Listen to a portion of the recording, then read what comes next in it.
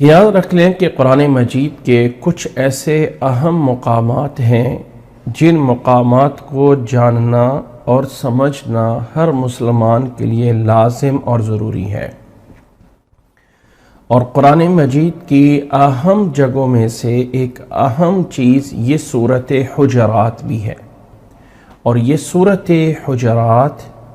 ایک ایسی صورت ہے جس میں ایک مسلمان کو زندگی گزارنے کے ایسے اصول بتائے گئے ہیں کہ اگر ایک انسان چاہتا ہے کہ میں زندگی خوشی سے اور سکون سے گزار لوں تو اللہ کی قسم ہے اسے چاہیے کہ سورۃ حجرات پہ عمل کر لے۔ ساری زندگی سکون سے اور اطمینان سے گزر جائے گی، کہیں اسے لوگوں کی طرف سے مصیبتیں مشکلات نہیں آئیں گی اگر ایک انسان سورۃ حجرات کو سمجھ لے اور اس کے مطابق جو ہے وہ اپنی زندگی کو ڈھال لے اور بنا لے۔ گویا کہ ایک لحاظ سے وہ دین جو عمل کرنے والا ہے، وہ دین جو عملی طور پہ کرنا ہے، بجا لانا ہے، وہ اس صورت کے اندر موجود ہے۔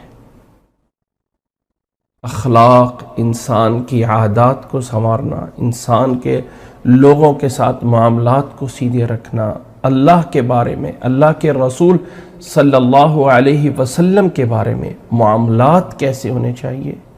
یہ سارا کچھ اس صورت میں بیان موجود ہے۔ تو سورۃ حجرات ایک ایسی صورت ہے جس کا میں سمجھتا ہوں کہ جو انسان اپنے بچوں کو چاہتا ہے نا کہ میرے بچے با ادب بن جائے، میری اولاد با اخلاق بن جائے،